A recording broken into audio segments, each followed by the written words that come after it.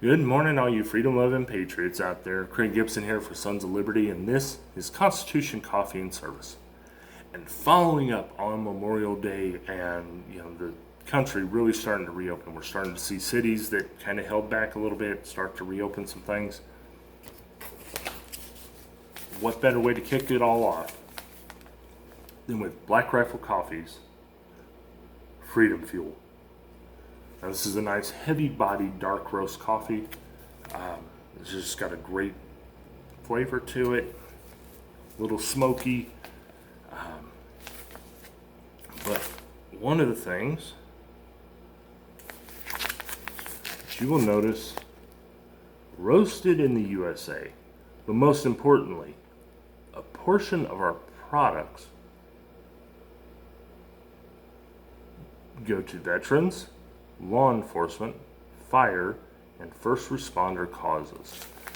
And you know what? These guys actually follow through on what they say they're going to do. Whether it's sending coffee to the men and women deployed overseas, whether it's sending coffee to fire departments or police departments, sending coffee out for our healthcare workers during the pandemic, keep them fueled, keep them running, or donating money to causes that benefit those who are affected by their job, whether it's medically, emotionally, whatever. These guys are just another great veteran-owned company out there that does what they say they're going to do, and they stand behind their product, and they stand behind our men and women.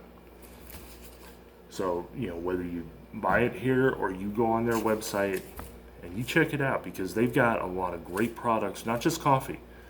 They've got a lot of, t-shirts, mugs, and just a lot of really cool things. They've also got their coffee club. They've got products, that are exclusively sold on their website, that they partner with different organizations and companies. So it's a great place to go. Check it out. All week long we'll be brewing it up. Feel free to come in and try some. And I think you'll enjoy it, especially if you like a dark roast coffee. Even if you don't, I think you'll enjoy this one. All right, Constitution, Article 1. So following the preamble, we've got seven different articles. The first three of which deal specifically with our branches of government: the legislative, the executive, and the judicial. So Article 1 deals with the legislative branch. Legislative branch is made up of two houses, the Senate and the House of Representatives, together forming the Congress. It is their job to propose law, to collect taxes, to raise up armies, to declare war, to borrow money in the name of the people. And unfortunately, just like with everything, humans are involved. So sometimes the process takes a long time. Sometimes the process is not, the outcome of that process is not in the best interest of the people.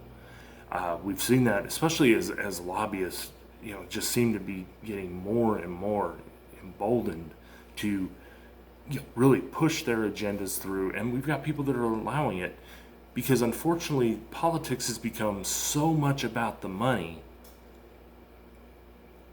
that it makes it even harder for those who are not wealthy, the working class people, to actually run for and get elected to office. Because our attention span, we see something shiny and we're like, oh, we got to have it. We got to follow it. Even if we know in our hearts that what we are following, what we are voting for, is not in the best interest of our country. We look at how many of these politicians have been in office for the last 20, 30, 40 years, and we ask ourselves why. People have run against them. Well, the problem is those people typically did not have the financial backing to launch a successful campaign that would get the people's attention. The House and the Senate are responsible for making rules on how their proceedings take place. They're responsible on punishing those who misbehave while serving in one of the two houses, including expulsion of that person with like 2/3 vote of the respective house. In order to run for Congress, you must be at least 25 years old, must have been a U.S. citizen for at least 7 years, and live in the state in which you are running for.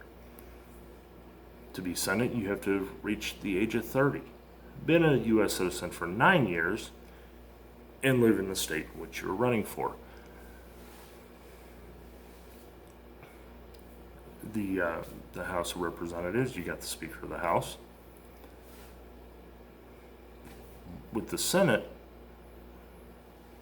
the Vice President is the President of the Senate. Now, he really holds no power and no voting privilege unless the House or the Senate is divided on a vote, and he has to be that tiebreaker. You know, we never, I don't think people really think about this when they go to the polling places when at a time of an election. I don't think they really think through, or maybe sometimes they overthink and they figure, okay, well, you know, if we get these people into the White House, and you know, even if we lose this, Vice President, he's still the tiebreaker, okay? But do you really want to put all your hopes on that?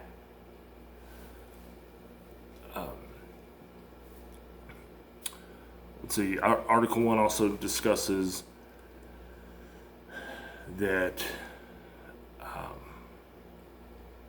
states cannot enter into any treaties or contracts and without the consent of Congress lay or impose taxes or duties on imports or exports except when absolutely necessary.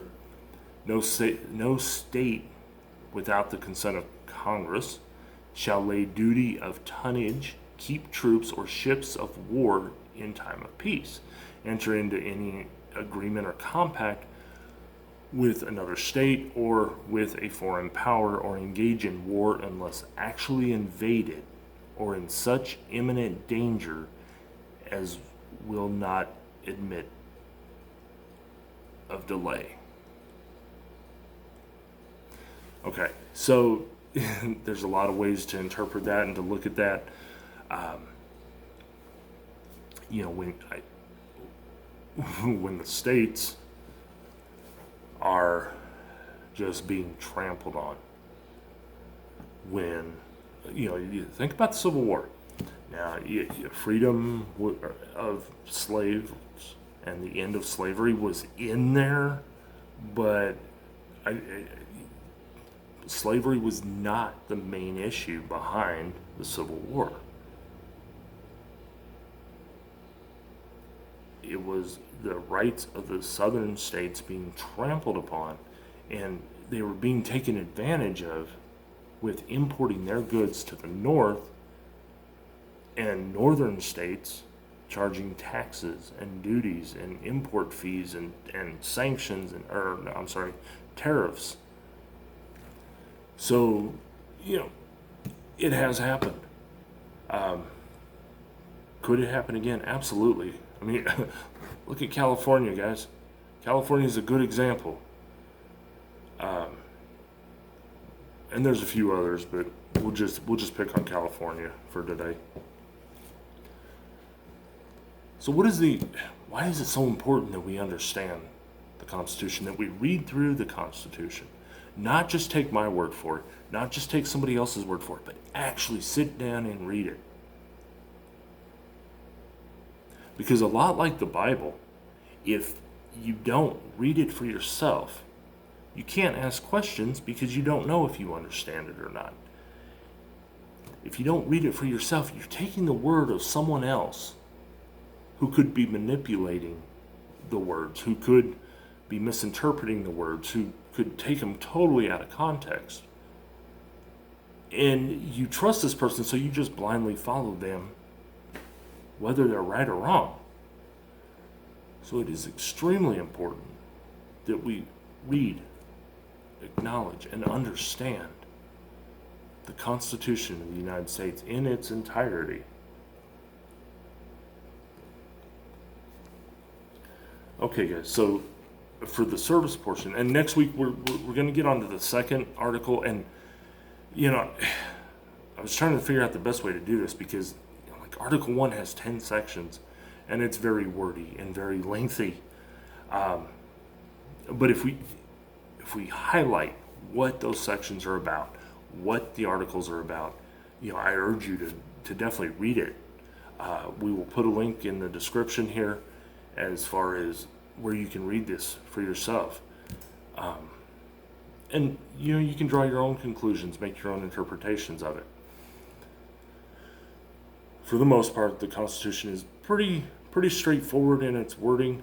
And I know there's a lot of politicians, there's judicial experts and everything else that would say that it's all open and up for interpretation. That's why we have so many different interpretations of what various amendments mean. But definitely read it for yourself. Like I said, the link will be here. For the service portion today. So typically, we've kind of touched on specific groups or specific organizations. Well, today I want to pay tribute to a specific person. Now, this person will probably be embarrassed by this, and that's definitely not the intent here. Because he absolutely does not see himself as... He doesn't see himself as a hero. The things that he doesn't do to raise himself up, to glorify himself. Everything he does is about helping his community, helping his fellow man, and serving God and giving God the glory. So definitely want to give tribute this week to our pastor at Oak Grove, Dusty Malujan, who not only serves as the pastor there and has for like 10 years, but also serves as a deputy sheriff within Wayne County. So he has so much reach and is able to touch so many lives, even in the worst of times. He is there giving his all to touch those in ways that are meaningful. Even if it's somebody he's arresting. There is, probably one of the greatest opportunities to be able to share the gospel, even if it's just in your actions and your words and how you respond to the situation. While you're arresting somebody, or while you're there with a grieving family, or you're out searching for someone who's missing. Dusty is definitely one of those people that just totally embodies what service to God and service of your fellow man should look like. And I know there's a lot of people out there that do this, but this is one that I definitely wanted to pay tribute to today. So, Dusty, thank you for everything that you do. Thank you for always being willing to speak the truth and to give your all for everyone around you. All right, guys. This is Craig Gibson with Sons of Liberty, and we will be back with you next week, and we will start talking about Article 2. And honestly, I can't wait to get through the articles, but they're important. We need to go over them. Because I love the amendments much more. They're a little more straightforward, and not quite as long. But anyway, guys, hope you have a great week. Stay safe as the temperatures start rising and as things start to open back up. And as always, faith, not fear.